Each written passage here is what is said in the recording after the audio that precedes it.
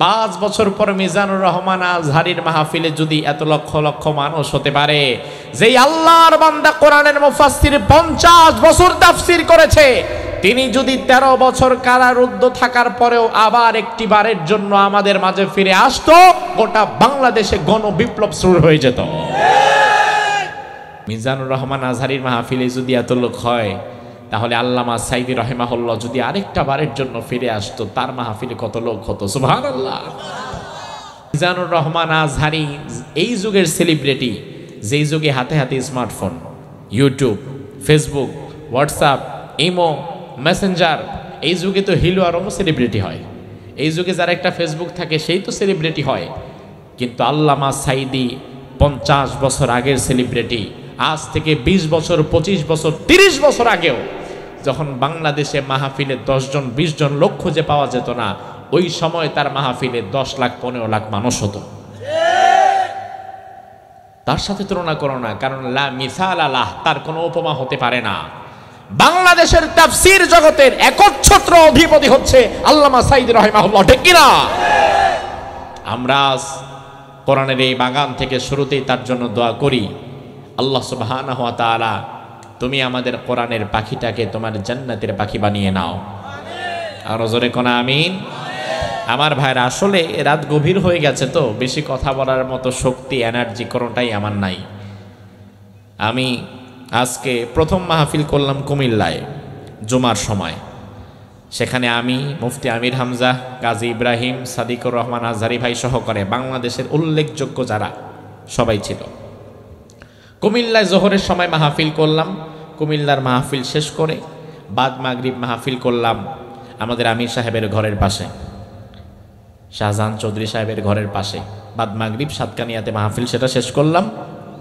সাতকানিয়ার ওই মাহফিল শেষ করে এরপরে আপনাদের এখানে আসলাম। তাহলে মোটামুটি আজকের দিনে 3টা চলতেছে। তাহলে বর্তমানে বাংলাদেশে মাহফিল বেশি না কম? বেশি না কম? হুয়াল্লাযী আরসালা রাসূলাহু বিল হুদা ওয়া দীনিল হাক্কি লিইয়ুযহিরাহু আলাদ দীনি কুল্লিহি ওয়ালাউ কারিহাল মুশরিকুন। একটু জোরে বলেন তো আল্লাহু আকবার। আল্লাহ রাব্বুল আলামিন কোরআনুল কারীমের সূরাতুত তাওবা, এই সূরার 33 নম্বর আয়াতের মধ্যে বললেন, হুয়াল্লাযী আরসালা রাসূলাহু বিল হুদা, আর তিনি আল্লাহ তাআলা, তিনি তার রাসূলকে পাঠিয়েছেন জমিনে। খালি হাতে পাঠান নাই, খালি হাতে তিনি তার রাসূলকে ছেড়ে দেন নাই, বরং রাসূলকে জমিনে পাঠানোর সময় রাসূলুল্লাহর সাথে তিনি 2টি জিনিস দিয়ে দিয়েছেন। একটি হচ্ছে বিল হুদা, হেদায়েত দিয়েছেন। হেদায়েতের নাম হচ্ছে আল কোরআন। মুফাসসিরগণ বলেছেন বিল হুদা মানে হচ্ছে বিল কোরআন। রাসূলুল্লাহর সাথে আল্লাহ হেদায়েত দিয়েছেন, তার মানে রাসূলুল্লাহর সাথে আল্লাহ কোরআন দিয়েছেন। 2 নাম্বার ওয়া দীনিল হক, এবং সত্য একটি ধর্ম দিয়েছেন। হেদায়েত দিয়েছেন, কোরআন দিয়েছেন এবং সত্য একটি ধর্ম দিয়েছেন। এই 2টি জিনিস রাসূলুল্লাহকে দেওয়ার মধ্য দিয়ে এবার আল্লাহ তাআলা জমিনে তাকে পাঠালেন। জমিনে পাঠাবার কারণ হচ্ছে লিইয়ুযহিরাহু আলাদ দীনি কুল্লিহি, দুনিয়ার যত মতবাদ আছে, দুনিয়ার যত ধর্ম আছে, সকল মতপথ, সকল মতবাদ, সকল পথ, সকল মতাদর্শের উপরে যেন আল্লাহর দেওয়া বিধানকে, আল্লাহর দেওয়া দ্বীনকে এস্টাবলিশড করা যায়, দাঁড় করিয়ে দেওয়া যায়। ওয়ালাউ কারিহাল মুশরিকুন, তাতে মুশরিকদের যত কষ্টই হোক না কেন। আমার ভাইরা, এই হচ্ছে উক্ত আয়াতের শাব্দিক তর্জমা। আল্লাহ রাব্বুল আলামিন এই আয়াতে কারিমা থেকে গঠনমূলক সুন্দর শিক্ষণীয় কিছু বিষয় যেন আল্লাহ তাআলা আমাকে বলার তৌফিক দেয়, আপনাদের শোনার তৌফিক দেয়, পরিশেষে সকলকেই যেন আল্লাহ আমল করার তৌফিক দেয়, বলেন আমিন। আল্লাহ রাব্বুল আলামিন বললেন, বান্দা হুয়াল্লাযী আরসালা রাসূলাহু বিল হুদা, আমি আল্লাহ আমার রাসূলকে পাঠালাম। তবে রাসূলুল্লাহকে খালি হাতে আমি আল্লাহ পাঠাই নাই, রাসূলুল্লাহকে আমি আল্লাহ দিয়েছি কোরআন।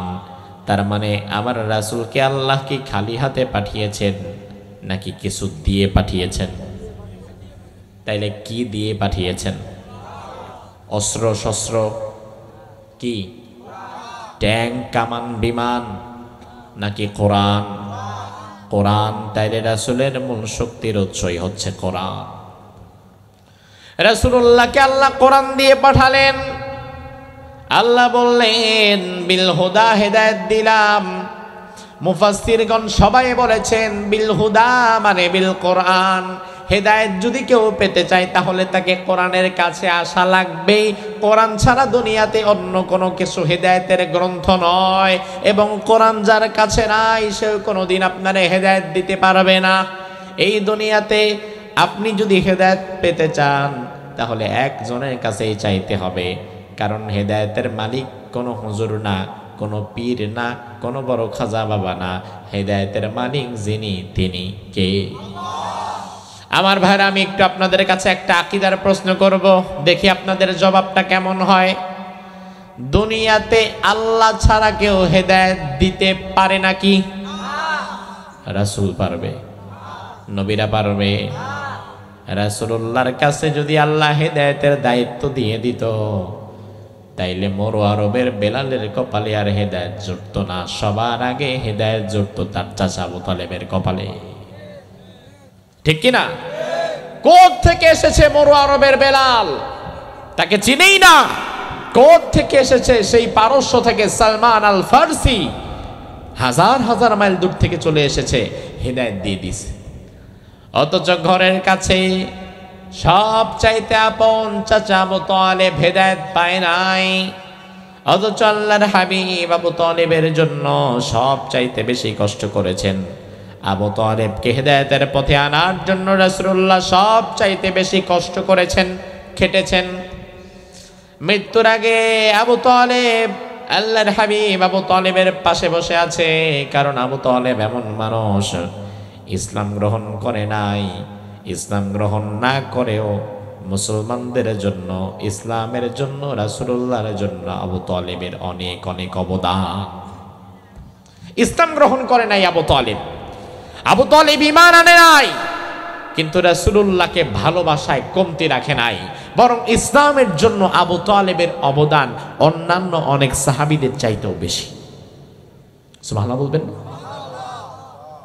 আমার ভাইরা, আবু তালেব নিজে মুশরিক, নিজে মূর্তি পূজারী, নিজে ঈমান আনে নাই, কিন্তু যারা ঈমান এনেছে তাদেরকে সব সময় আগলে রেখেছে, তাদের বিপদে আপদে পাশে দাঁড়িয়েছে।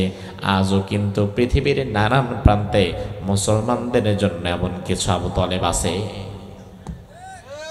আছে না নাই? আবু তালেব মানে কি? যে নিজে ঈমান আনে নাই কিন্তু ইসলামের জন্য তার ভালোবাসা আছে, রাসূলকে ভালোবাসে, বা মুসলমানদের বিপদে আপদে পাশে দাঁড়ায়। আমি বর্তমান পৃথিবীতে ঈমান আনে নাই, নিজে মুসলিম না, নিজে মুশরিক, কিন্তু মুসলমানদের পক্ষে লেখালেখি করে, মুসলমানদের পক্ষে কথা বলে, এমন একজনকে আমি চিনি।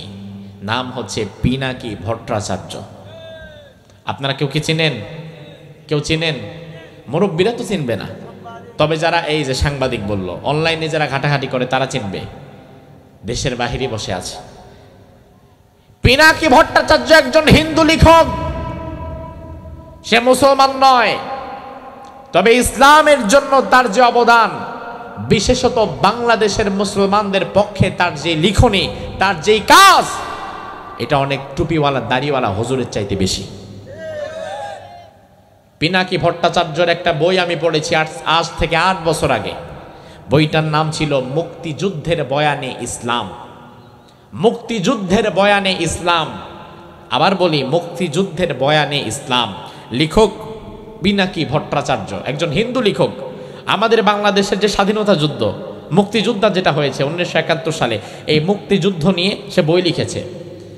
এই বইয়ের মধ্যে সে উল্লেখ করেছে বাংলাদেশে রাজাকার, আল বদর, আল শামস বলে যাদেরকে হত্যা করা হয়েছে, বাংলাদেশে কোনো আলেম রাজাকার ছিল না, বরং আলেমদেরকে বিগত দিনে সুকৌশলে রাজাকার সাজানো হয়েছে, বানানো হয়েছে।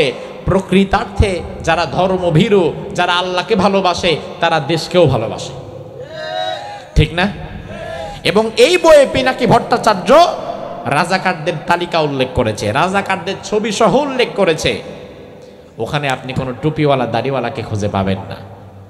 কিন্তু হঠাৎ করে বিগত দিনে স্বৈরাচার আমাদেরকে চেতনার ট্যাবলেট এমন ভাবে খাওয়াইছে, এখন বাংলাদেশের অধিকাংশ মানুষ যেন মনেই করে ফেলেছে যে যারা হুজুর, যারা ইসলামকে ভালোবাসে, যারা ধর্মকর্ম পালন করে, এরাই বোঝায় জঙ্গি আর রাজাকার।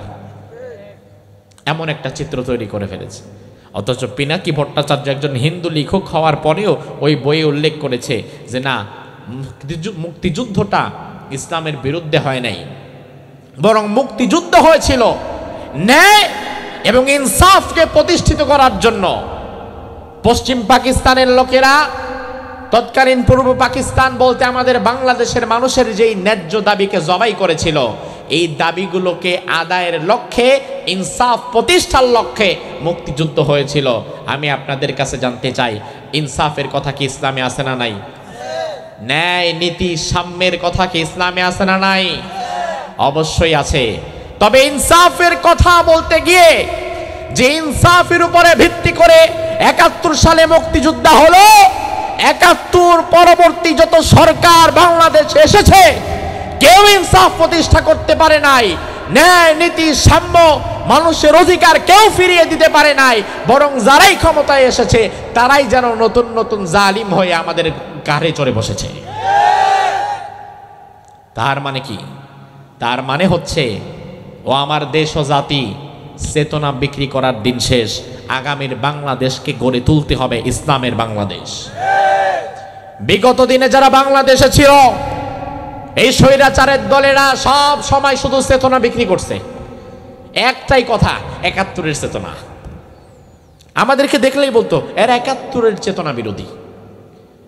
একটাই কথা, 71-এর চেতনা, 71-এর চেতনা, 71-এর চেতনা। 71-এর চেতনায় আমি বিশ্বাসী না, 47-এর চেতনায় আমি বিশ্বাসী না, 2024-এর চেতনায় আমি বিশ্বাসী না। আমার চেতনায় রয়েছে মুহাম্মদুর রাসূলুল্লাহ। তার কারণ হচ্ছে, আমার জাতি ভালো করে শুনে নাও, মুহাম্মদুর রাসূলুল্লাহর আদর্শ যদি তুমি লালন না করো, তাহলে 47-এর পরে যেমন ইনসাফ প্রতিষ্ঠা হয় নাই, 71-এর পরে যেমন ইনসাফ প্রতিষ্ঠা হয় নাই, 2024-এর গণ অভ্যুত্থানও আবার ভেস্তে চলে যাবে যদি এ দেশ এবং জাতি এখনো আল্লাহর দিনের পথে ফিরে না আসে। যদি বাঁচতে চান, যদি মুক্তি পেতে চান, আগামীর বাংলাদেশকে যদি ন্যায় ইনসাফের সুন্দর বাংলাদেশ হিসাবে দেখতে চান, রাসূলুল্লাহর আদর্শের বিপরীতে অন্য কারো আদর্শ মানা যাবে কি ভাই? অসম্ভব।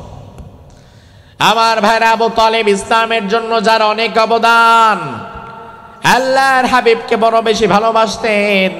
কতটা ভালোবাসতেন আবু তালেবের দিকে তাকালে দেখতে পারবেন। রাসূলুল্লাহর জীবনীতে এসেছে, আল্লাহর হাবিব একদিন গভীর রাত্রে বেলা ঘুমিয়ে আছেন।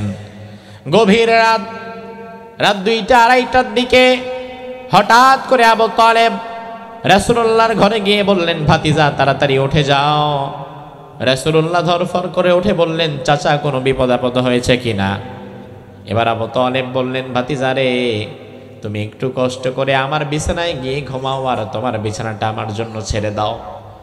আল্লাহর হাবিব বললেন, চাচা আমার বিছানা তোমার জন্য ছাড়বো কেন, আর তোমার বিছানায় আমি যাব কেন?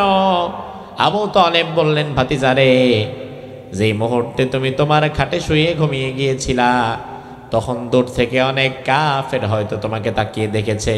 তারা যদি এই মুহূর্তে তোমাকে তীর নিক্ষেপ করে যদি মেরে ফেলে, আমি বড় কষ্ট পাবো। এই জন্য আমি চাচ্ছি তুমি আমার খাটে গিয়ে ঘুমাও, আর তোমার খাটে চাদর মুড়ি দিয়ে আমি ঘুমিয়ে যাই, যেন তীর আসলে আমার বুকে লাগে, তোমার কোনো ক্ষতি না হয়। আল্লাহু আকবার। আল্লাহর হাবিব অবাক হয়ে যেতেন চাচার ভাতিজা, চাচার ভালোবাসা দেখে ভাতিজা মুহাম্মদুর রাসূলুল্লাহ অবাক হয়ে যেতেন।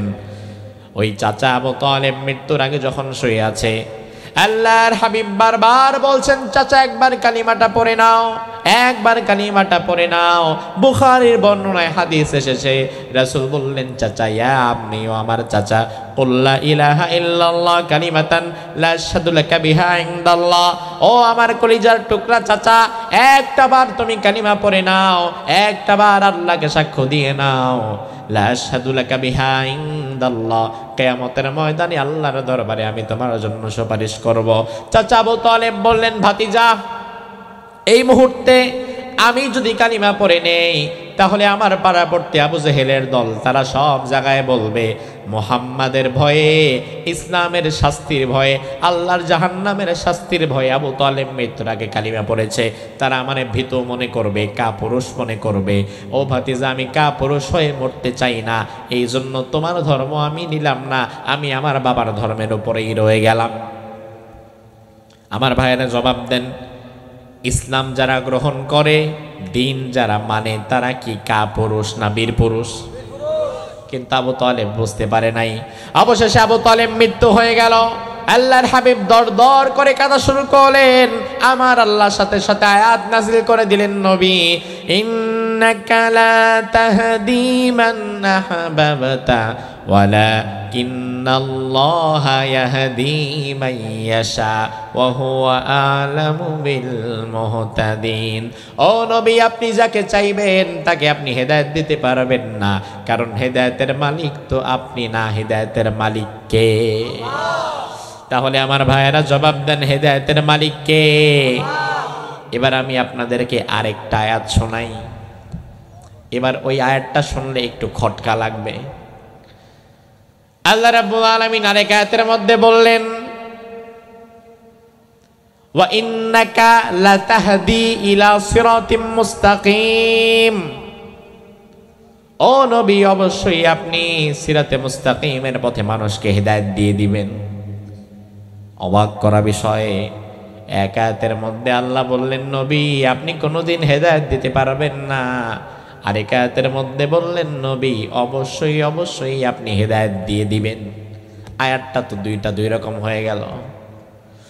আমার ভাইরা, কোরআনুল কারীমের হয়তো অনেক আয়াত আপনি পরে অর্থটা ক্লিয়ার হবে না, এজন্যই তো তাফসীর আছে, এজন্যই তো ব্যাখ্যা বিশ্লেষণ আছে। এক আয়াতে আল্লাহ বললেন, নবী আপনি হেদায়েত দিতে পারবেন না, আর এক আয়াতে আল্লাহ নিজেই বললেন, নবী আপনি অবশ্যই হেদায়েত দিবেন। তাহলে দুই আয়াতের মধ্যে বৈপরীত্যের জায়গাটা কোথায় সেটা বোঝার দরকার আছে না নাই? তার কারণ আমাদের দেশের ভণ্ড যারা আছে, এই ভণ্ডরা মাঝে মাঝে আমাদেরকে বলে, তোমরা যে কেউ নবী বলে হেদায়েত দিতে পারবে না, আমরা যে নবীর কাছে যাই, নবীর কাছে বিভিন্ন জিনিস চাই, এটা যে ঠিক না তোমরা বলো, অথচ আল্লাহ তো নিজেই বলছে নবী আপনি হেদায়েত দিতে পারবেন। এই আয়াতটা যখন আপনারে দেখায় দিবে, আপনি তো আকাশ থেকে পড়বেন, ওরে বাবারে ঠিক কথাই তো, আল্লাহ দেখি নিজেই কইছে নবী আপনি হেদায়েত দিতে পারবেন। আমার ভাইরা, এবারে বিষয়টাকে আমি আপনাদের সামনে ভেঙে দেই, ব্যাখ্যা করে দেই, ক্লিয়ার করে দেই। হেদায়েত শব্দের অর্থ হচ্ছে পথ দেখানো, পথ প্রদর্শন করা। শাব্দিকভাবে আমি আমার ভাইকে জিজ্ঞেস করলাম, ভাই আমি লোহাগাড়ায় যাব, কোন দিক দিয়ে যাব? উনি আমারে বললেন, উঠে সোজা সোজা গিয়া ডানে, ডানে গিয়া বামে, এরপরে সাতকানিয়া দিয়া সোজা কেরানীর হাট হয়ে লোহাগাড়ার দিকে চলে যাবেন। এই যে তিনি আমাকে রাস্তা দেখায়া দিল, এটার নামই হচ্ছে হেদায়েত। তবে এটা শাব্দিকভাবে হেদায়েত, পরিভাষায় হেদায়েত যে কোনো প্রকারের রাস্তা দেখানোকে বলে না। পরিভাষায় হেদায়েত হচ্ছে আল্লাহর জান্নাতের পথ দেখিয়ে দেওয়া, আল্লাহর জান্নাতের রাস্তা দেখিয়ে দেওয়ার নামই হচ্ছে হেদায়েত। অন্য কোনো রাস্তা দেখিয়ে দেওয়ার নাম হেদায়েত নয় পরিভাষায়। তবে আমার ভাইরা একটু মনোযোগ সহকারে শুনবেন বিষয়টা আজকে। হেদায়েত মূলত দুই প্রকার। জোরে কোন কয় প্রকার? কয় প্রকার? আরো জোরে কোন? দুই প্রকার হেদায়েত। একটা হচ্ছে ইরাআতুত তরিক, রাস্তা দেখিয়ে দেওয়া। আরেকটা হচ্ছে ইসাল ইলাল মাতলুব, একেবারে ধরে গন্তব্যে পৌঁছে দেওয়া। দুই প্রকারের হেদায়েত। আমি আমার ভাইকে বললাম, ভাই লোহাগাড়ায় যাব কোন দিক দিয়ে? তিনি আমারে বললেন, সোজা গিয়া ডানে, ডানে গিয়া বামে, বামে গিয়া আবার সোজা, এরপরে সাতকানিয়া দিয়া একবারে লোহাগাড়ার দিকে চলে যাবেন। তিনি কিন্তু আমাকে ইরাতুত তরিক করলেন, প্রথম নাম্বার হেদায়েত যেটা রাস্তা দেখানো সেটা করলেন। তিনি এখানে বসে থেকে আমারে রাস্তা দেখায়া দিলেন। এবার তার কথা শুনে, তার কথা মিলায়া আমি যখন পথ চলতে যাব, ডানেরটা বামে, বামেরটা ডানে, প্যাচ লাইগা কিন্তু আমার ভুল হওয়ার সম্ভাবনা আছে না নাই? কারণ আমি তো এত দূর একা একা যেতে পারবো না। তিনি যদিও বলে দিয়েছেন, কিন্তু হয়তো আমি ভুলে যেতে পারি, হয়তো বা ডাইনেরটা প্যাচ লাগায় বামে ঢুকে যাইতে পারি, ভুল হতেও পারে আমার, এবং ভুল হওয়ার সম্ভাবনাটাই বেশি। আর আরেক প্রকার হেদায়েত হচ্ছে ইসাল ইলাল মাতলুব, একেবারে গন্তব্যে পৌঁছে দেওয়া। আমি আমার ভাইজানকে বললাম, ভাইজান আমি লোহাগাড়ায় যাব। এবার তিনি এই ভাইয়ের মতো আর আমার রাস্তা দেখায় নাই যে ডানে গিয়া বামে, বামে গিয়া সোজা, সোজা গিয়া আবার ডাইনে, বরং এবার তিনি বললেন, হুজুর আপনি যেহেতু লোহাগাড়ায় যাবেন, আমার বাড়িও সেখানে, চলেন আপনি আমার মোটর সাইকেলে চড়ে বসেন, এবার আমি আপনার নিয়ে লোহাগাড়ায় চলে যাচ্ছি।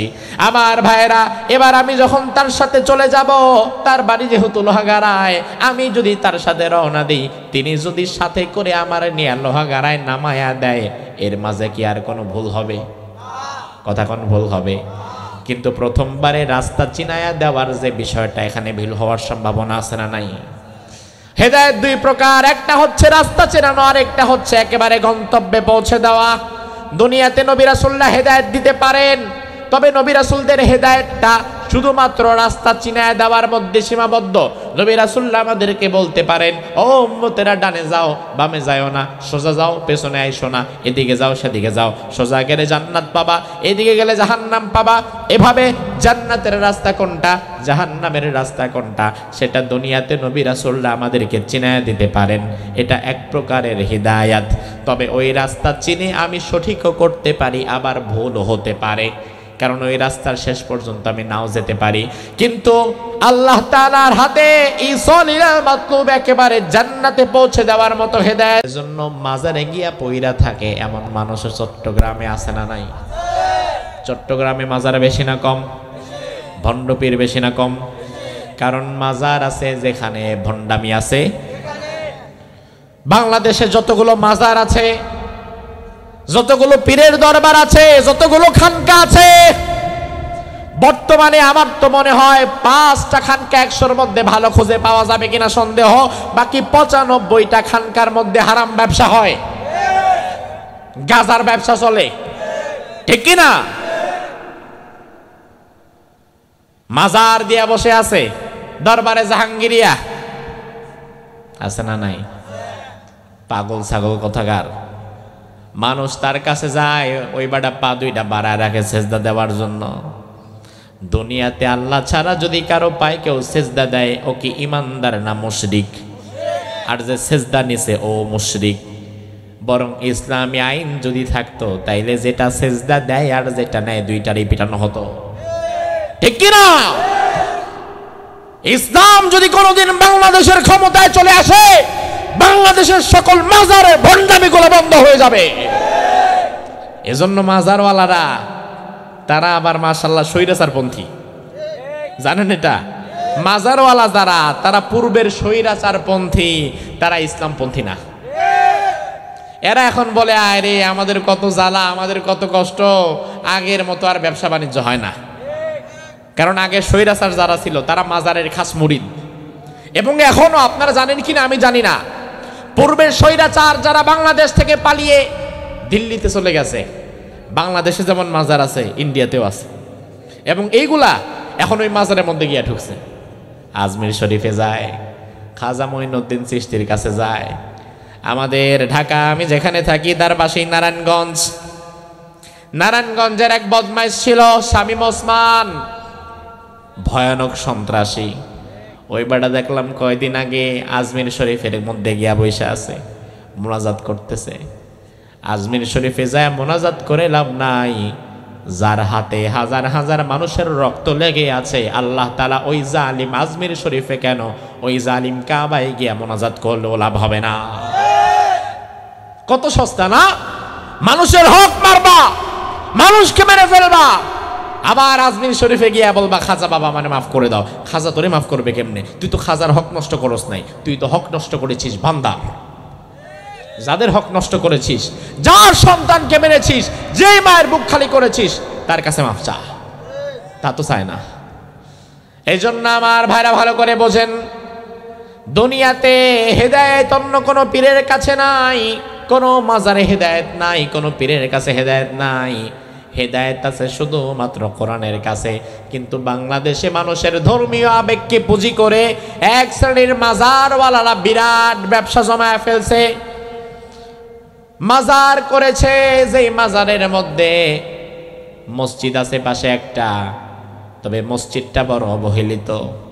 মসজিদের মধ্যে মাজারের পাশে আমি দেখলাম মসজিদ আছে, আজান হয় যখন তখন মসজিদে কেউ নামাজ পড়ে না, কিন্তু 24 ঘন্টা মাজারের মধ্যে কিছু মানুষ পড়ে থাকে, অথচ মসজিদগুলা থাকে ফাঁকা। আমার ভাইরা লক্ষ্য করেন, এই জন্য দুনিয়াতে আপনি যদি হেদায়েত পেতে চান, কোরআনের কাছে আপনাকে আসা লাগবে।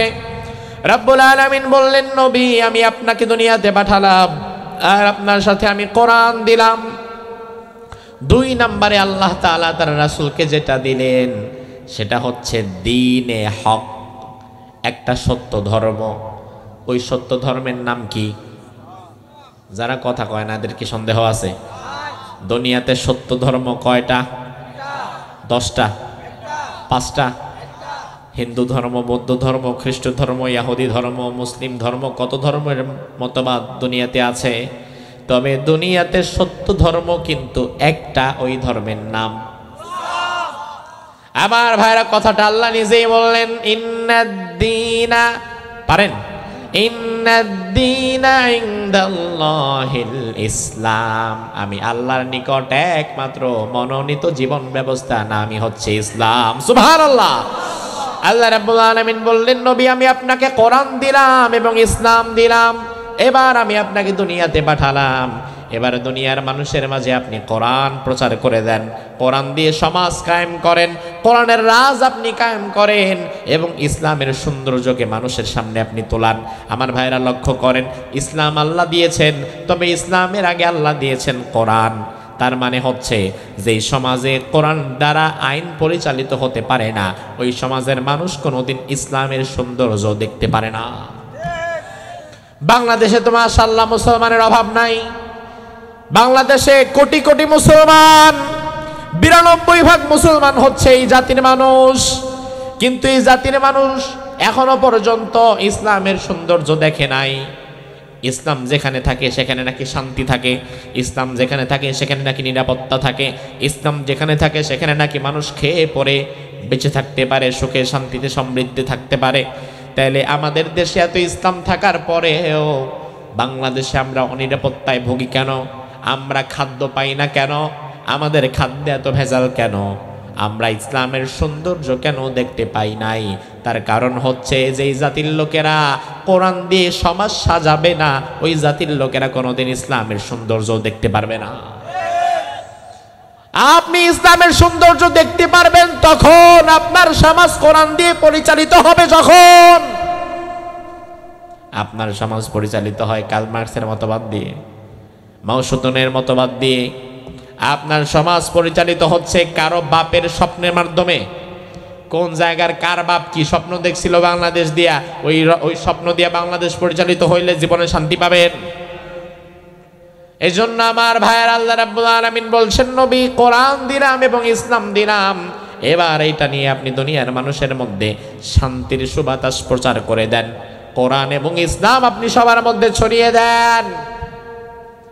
তবে ওয়ালাউ কারিহাল মুশরিকুন, আপনি যখন সমাজের মধ্যে কোরআনের সমাজ কায়েম করার কথা বলবেন, ইসলামের সৌন্দর্যকে ফুটিয়ে তুলতে চাইবেন, তখন আপনার এই কাজের মধ্যে সব চাইতে বেশি বাধা দিবে হচ্ছে মুশরিকেরা।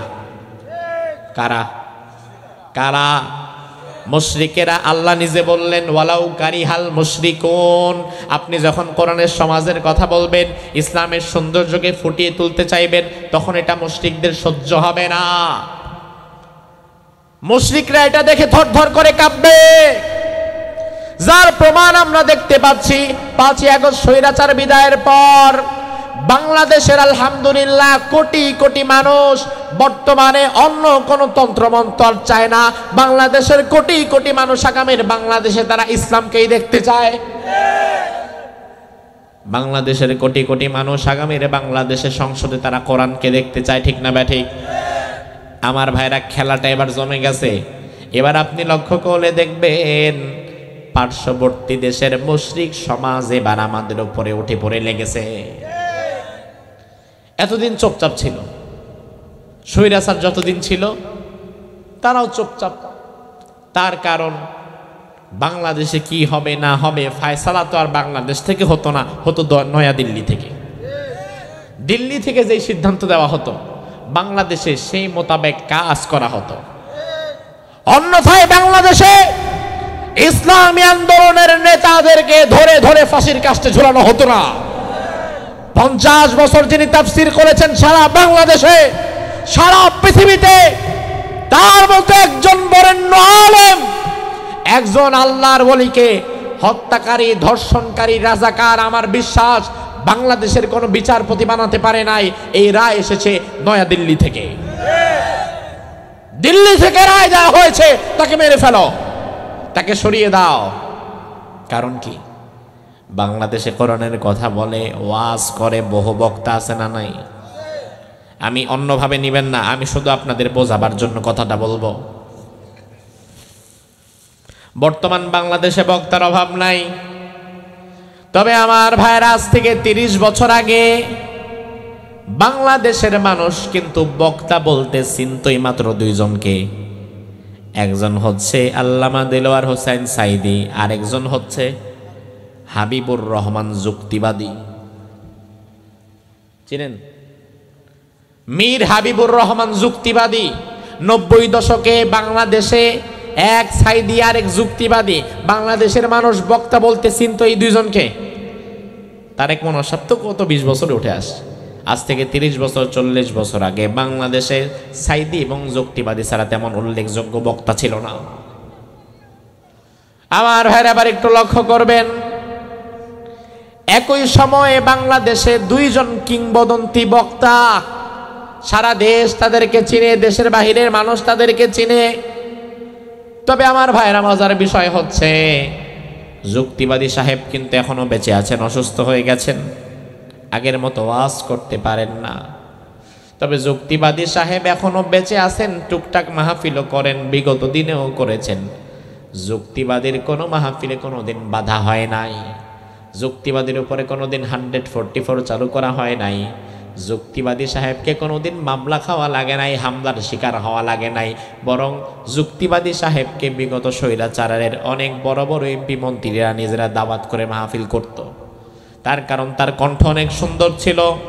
মেরাজের বয়ান করেছিলেন, রাসূলের মহব্বতের বয়ান করেছিলেন, মানুষ আবেগে দর দর করে চোখের পানি ঝরে কেঁদেছে। আমার ভাইরা, এবার আরেক দিকে তাকান, আরেক প্রান্তে আছে আল্লামা সাইদি রাহিমাহুল্লাহ। শুধু আজকে নয়, স্বাধীনতার পর থেকেই যার উপরে একের পর এক জুলুম চলেছে, একের পর এক হামলা হয়েছে। আমি তার নিজের মুখে শুনেছি 5 বার সরাসরি তাকে অ্যাটাক করা হয়েছে, মেরে ফেলার জন্য গুলি করা হয়েছে, তার মাহফিলে বোমা মারা হয়েছে। ও ভাই আমার, আজব বিষয়, 2 জন বড় আলেম, 2 জনই বড় বক্তা, একজনের মাহফিলে কোনো হামলা নাই, মামলা নাই, বাধা নাই, আর একজনের মাহফিলে গুলি করা হয়, বোমা মারা হয়, তারে মামলা দিয়া জেলে নিয়ে যাওয়া হয়। তাহলে তুমিও কোরআনের কথা বলো, আমিও কোরআনের কথা বলি, তোমার কথায় কোনো বাধা আসে না, কিন্তু আমার কথায় আমি ঘরে ঘুমাতে পারি না। তাইলে বুঝে নিতে হবে দুজনের কোরআনের কথা এক হতে পারে না, এক হতে পারে না। তার কারণ হচ্ছে কোরআন এমন এক কিতাব, এই কিতাব ঘুমন্ত মানুষের জন্য নয়, এ কোরআন এসেছে জাগ্রত মানুষের জন্য। আল্লাহ রাব্বুল আলামিনের জন্যই বললেন, নবী আমি আপনাকে কোরআন দিলাম, ইসলাম দিলাম, সমাজে এবার আপনি কোরআন প্রতিষ্ঠা করে দেন, ইসলামের সৌন্দর্যকে গোটা পৃথিবীবাসীকে দেখায়া দেন, তবে আপনার এই কাজে সবচাইতে বেশি বিরক্ত বোধ করবে যারা মুশরিক তারা। একইভাবে বাংলাদেশে বর্তমানে আমরা ইসলামী শাসন চাচ্ছি, আগামীর বাংলাদেশকে আমরা কোরআন দিয়ে দেখতে চাচ্ছি, ইসলাম দিয়ে সাজাতে চাচ্ছি। এই কাজে আমাদের সামনে সবচাইতে বড় বাধা হচ্ছে এই দেশের কিছু মুনাফিক এবং পার্শ্ববর্তী দেশের বিরাট একটা মুশরিক সমাজ। এই মুশরিকেরা সবচেয়ে বড় বাধা। কারণ বাংলাদেশের অর্থনীতি, রাজনীতি, সমাজনীতি, সংস্কৃতি সবখানে পার্শ্ববর্তী দেশ বামার ঢুকায়, ঠিক না? আসলে ভারতকে তো আমরা আমাদের শত্রু মনে করি না, করতে চাই না। তার কারণ হোক না হিন্দু, বাট আমার প্রতিবেশী। আর প্রতিবেশী যেহেতু আমরা চাই তাদের সাথেও বন্ধুত্বপূর্ণ আচরণকে বজায় রাখতে। তবে আমরা চাই বন্ধুত্ব, আর ওরা আমাদের উপরে করতে চায় প্রভুত্ব। বুঝেন? ওরা করতে চায় প্রভুত্ব, ওরা আমাদের প্রভু হতে চায়। আমরা বললাম না, প্রভু হিসাবে তো আমরা মানবই না, কারণ আমাদের প্রভু তো একজন, তিনি কে? তোমরা আমাদের বন্ধু হতে পারো, তারা বন্ধু হতে চায় না। যার কারণে 5 আগস্টের পর থেকে আপনারা দেখে থাকবেন ভারতীয় দালাল চাটুকর মিডিয়াগুলা দিন নাই রাত নাই, না খেয়ে না পড়ে শুধু বাংলাদেশে কোথায় কি হচ্ছে না হচ্ছে এই নিউজ কভার করতে ব্যস্ত। শুধু তাই না, বাংলাদেশকে নিয়ে মিথ্যা সংবাদ প্রচার করে ভারতীয় গণমাধ্যম। কি সংবাদ প্রচার করা হচ্ছে? বাংলাদেশে নাকি হিন্দুদের ঘরবাড়ি জ্বালিয়ে দেওয়া হচ্ছে, বাংলাদেশে মন্দিরে আঘাত করা হচ্ছে, মূর্তি ভেঙে ফেলা হচ্ছে, বাংলাদেশে নাকি 5 আগস্টের পরে সব জায়গায় হিন্দুদেরকে ধরে ধরে জবাই করে দেওয়া হচ্ছে। এমনকি শুক্রবারে আমি নিউজে দেখলাম, ভারতীয় গণমাধ্যম নিউজ করেছে বাংলাদেশে হিন্দুরা ভয়ে এখন থরথর করে কাঁপছে, কেউ ঘরের বাহিরে বের হতে পারে না, ঘরের বাহিরে কোনো হিন্দু শাখা সিঁদুর পরে বের হলেই মুসলমানের সন্তানরা গিয়ে নাকি তাকে জবাই করে দেয়। আপনারা সত্যিকার অর্থে আল্লাহকে সাক্ষী রেখে জবাব দিবেন, ওরা যা প্রচার করছে এটা কি সঠিক না ব্যাঠিক, সত্য না মিথ্যা? আমার ভাইরা,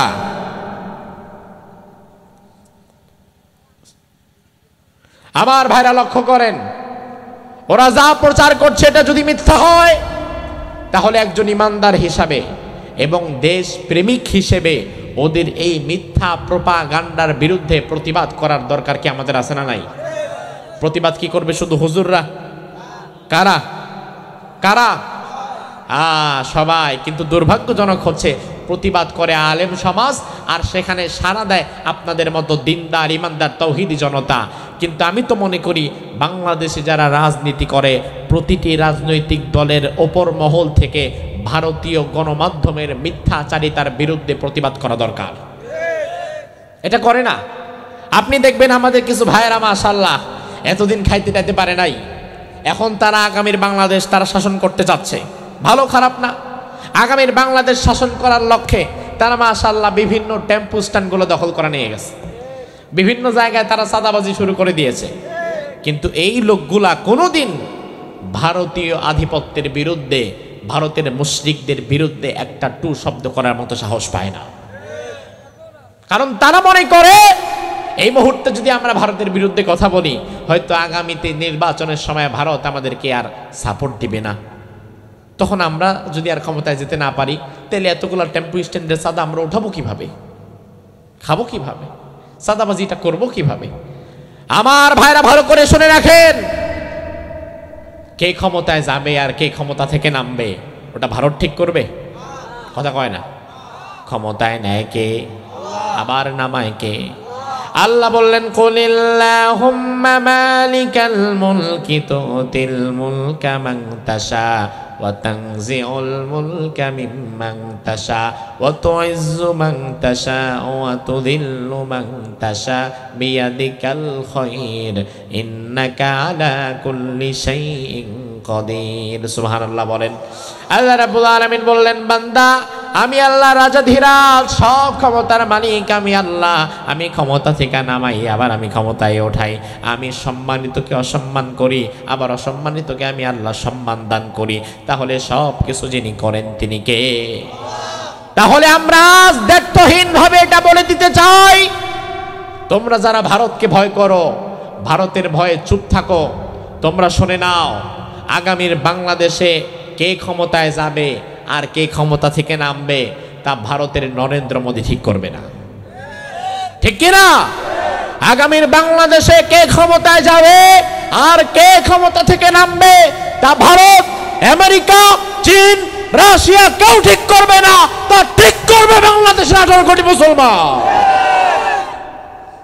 এই জন্য এক আল্লাহকে ভয় করো, এক আল্লাহকে ভয় করো, ইসলাম এবং মুসলমানদের সাথে থাকো, ঠিক কিনা?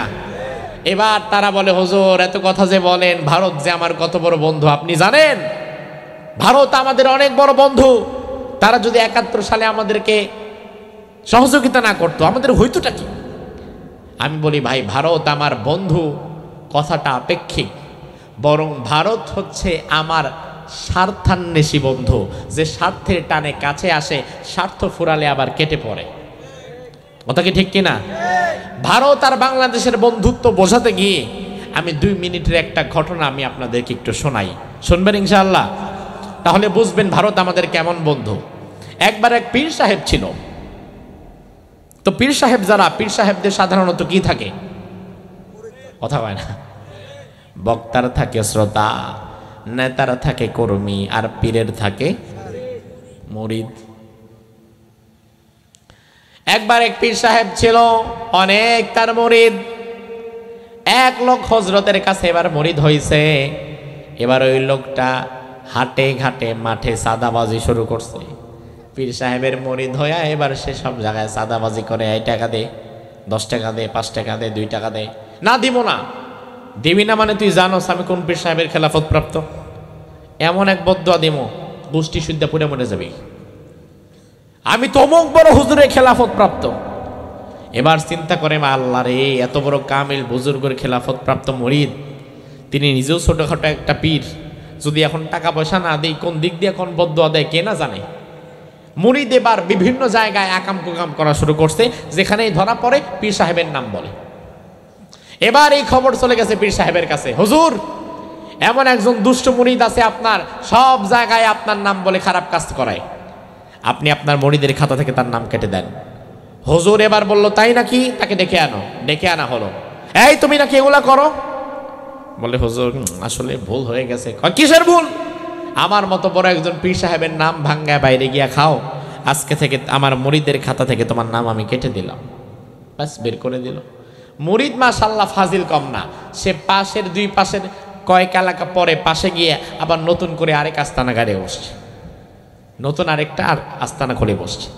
এবার পীর সাহেব বেশ কিছুদিন পরে ওই মুরিদের এলাকা দিয়ে যাচ্ছিল, যাইতে যাইতে চিন্তা করে, সর্বনাশ, আমার এই এলাকায় একটা দুষ্ট মুরিদ ছিল, না জানি আবার তার সাথে দেখা হয় নাকি আজকে। চিন্তা করতে করতে দুষ্ট মুরিদ সামনে হাজির। আসসালামু আলাইকুম, হুজুর কই যান? আমার এলাকা দিয়ে যাচ্ছেন। পীর সাহেব বলে, আসলে আমার তো পাশের এলাকায় আরেকটা দাওয়াত ছিল, ওই দাওয়াতে যাচ্ছিলাম। মুরিদ বলে, হুজুর আপনারে এতদিন পরে পাইছি, খালি হাতে আপনারা ছাড়বো না, খালি মুখে ছাড়বো না, আমার বাড়িতে আসবেন, 4টা ডাল ভাত খাবেন, এরপরে যাবেন। অনেক জোরাজোরি পরে ওই দুষ্ট মুরিদ সে পীর সাহেব হুজুরকে তার বাসায় নিয়ে গেল। বাসায় নিয়ে হুজুরকে চা নাস্তা করায় ঘুম পাড়ায় দিল। হুজুর আরামে ঘুমায় গেল নরম বালিশে। এবার মুরিদ বাহিরে গেল, বাজার সদাই করলো, 5000 টাকার মুরগি, মাছ, গোশ সব কিনলো। দুপুরবেলা রান্না বান্না করলো। পীর সাহেব ঘুম থেকে উঠলো, গোসল করলো, নামাজ পড়লো, এতগুলো আইটেমের খাবার খাওয়া দাওয়া করলো, খুশি হয়ে গেল। আল্লাহর কাছে দোয়া করে, আল্লাহ মাশাআল্লাহ আমার এই মুরিদটা এত ভালো, অথচ আমি তার ভুল বুঝে তারাই দিছিলাম, সে তো আমার অনেক ভালো মুরিদ। এবার পীর সাহেব যখন আবার চলে যাবে, তার পরের এলাকায় দাওয়াত আছে, ওই এলাকার দিকে যখন যাবে, মুরিদ বলে, হুজুর বেয়াদবি মাফ করবেন, আমি আপনার জন্য কিছু হাদিয়া রেখেছি। এই বলে হুজুরের হাতে 5000 টাকাও দিল। তাইলে আমার ভাইরা লক্ষ্য করেন, হুজুরকে খাওয়াইলো 5000 টাকার বাজার করে, আবার হাতের মধ্যে 5000 টাকাও গুজে দিল। এবার হুজুর মাশাআল্লাহ গাড়িতে উঠে, গরুর গাড়িতে উঠে আবার তার গন্তব্যের দিকে এগিয়ে যাচ্ছে। হুজুর এবার চিন্তা করতেছে যে 5000 টাকা পকেটে রাখা তো রিস্ক, ব্যাগের মধ্যে রাখি। ব্যাগের মধ্যে বাসার থেকে নিয়ে আসছিলাম 30,000, আর এখন পাইলাম 5000, মোট 35,000 টাকা সুন্দর করে ভাঁজ করে রাখি।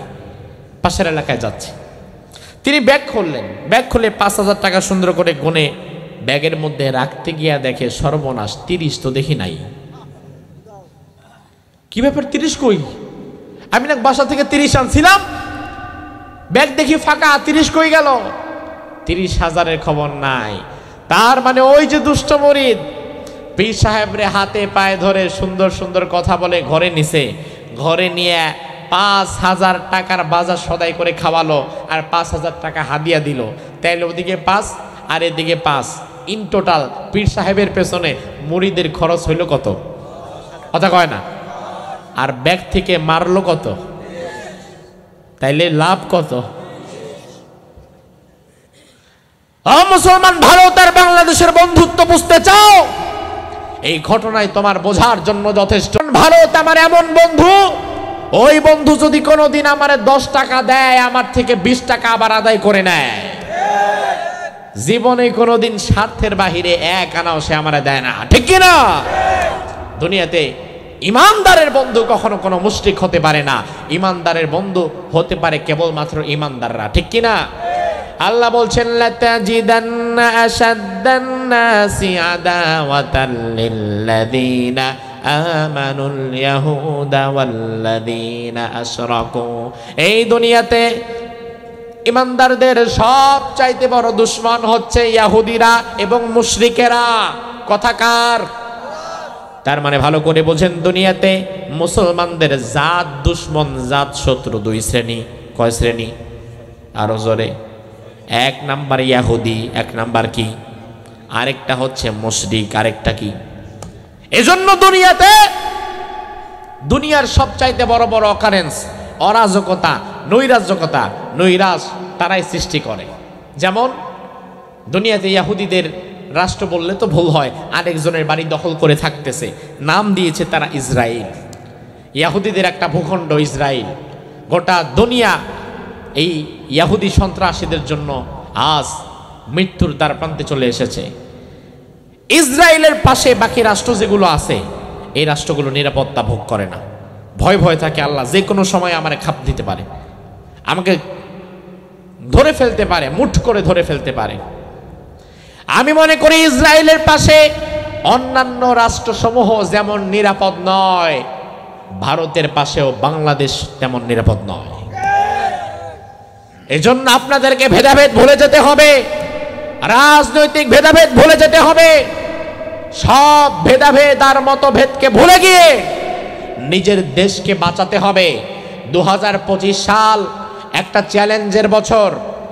হেলায় খেলা ঘুমিয়ে থাকলে চলবে না। আপনি যদি আপনার প্রতিপক্ষকে গুরুত্ব না দেন, আপনি যদি হেলায় খেলায় গা ভাসিয়ে দেন, তাহলে পতিত স্বৈরাচার কিন্তু আবারও ফিরে এসে যাদেরকে মারা বাকি ছিল এবার তাদেরকেও মারবে।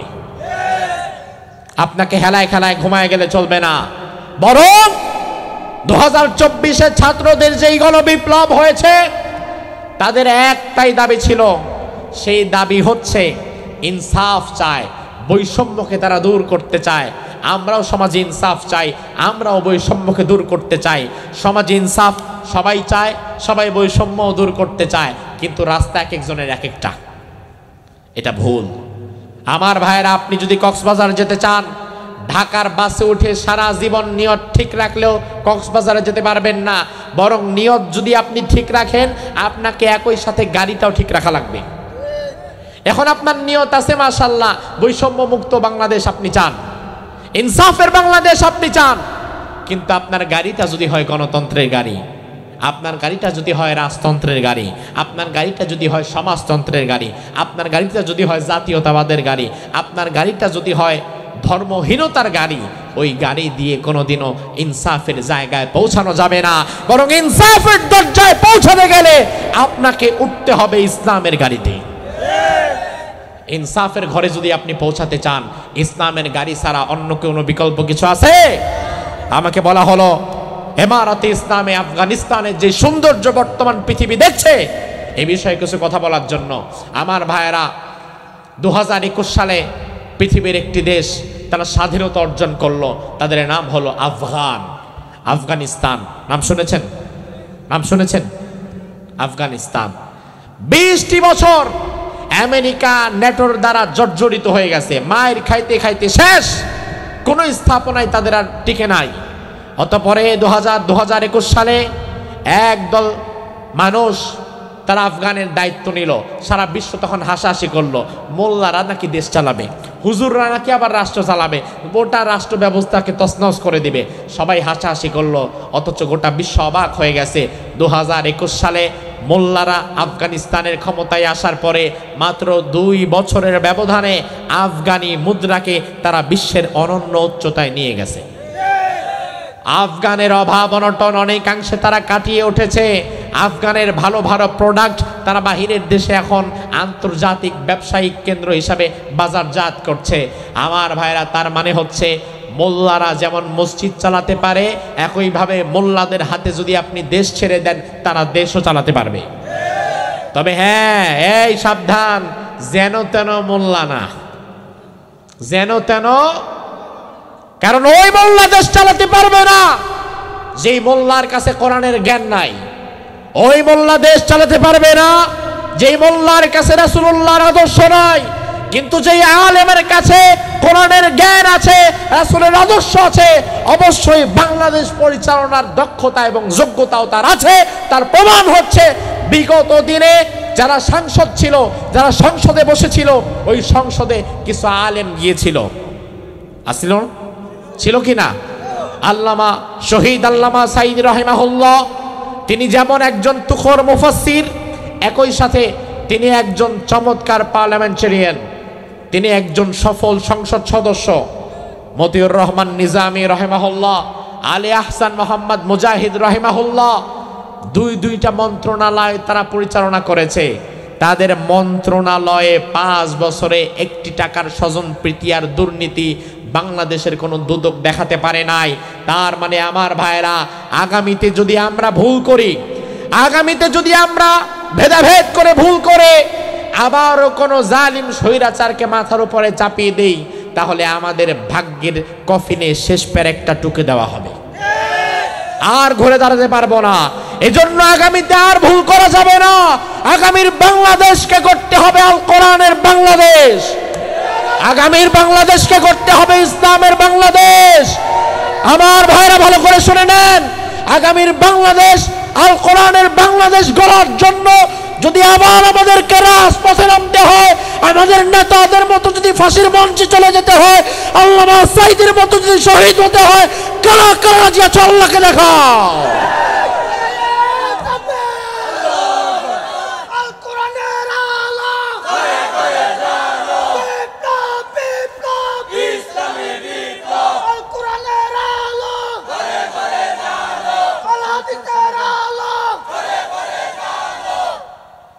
আল্লাহ সুবহানাহু ওয়া তাআলা ইসলাম প্রতিষ্ঠা হয়েছে আমার 56,000 বর্গ মাইলের বাংলাদেশে।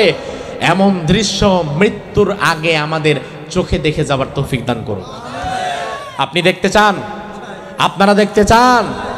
আমার ভাইরা, আরেকটা বিষয় শেষ কথা বলে দিয়ে যাই। ইসলাম জমিনে প্রতিষ্ঠা করা, আল কোরআন জমিনে প্রতিষ্ঠা করা, এটা করতে পারাটা আমাদের উপরে ফরজ না। জমিনে আমরা কোরআন প্রতিষ্ঠার জন্য কাজ করব, লড়াই করব, সংগ্রাম করব, তবে কোরআন প্রতিষ্ঠা করাটা আমাদের জন্য ফরজ না। তার কারণ কোরআন প্রতিষ্ঠা হওয়ার আগে আমি মরেও যেতে পারি। যদি আমি মরে যাই তাহলে কি আমি ফরজ তরক করলাম? না, বরং কোরআন প্রতিষ্ঠা করতে পারা আমার উপরে ফরজ না, কিন্তু কোরআন প্রতিষ্ঠার জন্য কাজ করা আমার জন্য ফরজ। কাজ করে যেতে হবে। কোরআন প্রতিষ্ঠার আগে, সমাজে ইসলাম প্রতিষ্ঠার আগে মা খাদিজাতুল কুবরা ইন্তেকাল করেছেন। তিনি ব্যর্থ নয়, তিনি সফল। তার কারণ কোরআন প্রতিষ্ঠার জন্য তিনার সংগ্রাম ছিল, তিনার অর্থনৈতিক বিরাট একটা অবদানও ছিল। এজন্য কোরআন সমাজে প্রতিষ্ঠা করার জন্য আমাদের কাজ করে যেতে হবে, চেষ্টা করে যেতে হবে। তবে আগে দেশে কোরআন প্রতিষ্ঠার আগে, দেশে ইসলাম প্রতিষ্ঠার আগে নিজের ব্যক্তি জীবনেও ইসলাম প্রতিষ্ঠা করার দরকার আছে না নাই? নিজের বলিতে ইসলাম প্রতিষ্ঠা করেন, নিজের পরিবারে ইসলাম প্রতিষ্ঠা করেন। অন্যথায় দেশে ইসলাম প্রতিষ্ঠা হলো কিন্তু আপনার ব্যক্তি জীবনে ইসলাম নাই, আপনার পরিবারে ইসলাম নাই, তাইলে ইসলাম দেশে প্রতিষ্ঠা হয়েও কিন্তু আপনি জাহান্নামী হয়ে যাবেন যদি আপনার ব্যক্তি জীবনে ইসলাম না থাকে। ঠিক কি না? এই জন্য নিজের ব্যক্তি জীবনকেও ইসলামের রঙে রাঙানো দরকার আছে না নাই? আল্লাহ সুবহানাহু ওয়া তাআলা কবুল করুক। আমরা বলি আমিন। হাদা মা ইনদি ওয়াল ইলমু ইনদাল্লাহ। আলাইহি তাওয়াক্কালতু ইলাইহি উনীব। আমরা মোনাজাত করে একসঙ্গে বাড়ি ফিরে যাব ইনশাআল্লাহ।